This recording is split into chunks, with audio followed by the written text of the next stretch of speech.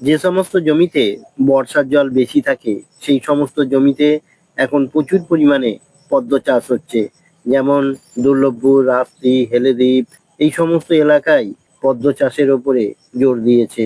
প্রায় 250 বিঘা জমিতে এই চাষ হচ্ছে। এই সময় মাটি কুপিয়ে ভার্মি কম্পোস্ট বা গোবর সার দেওয়া হয়।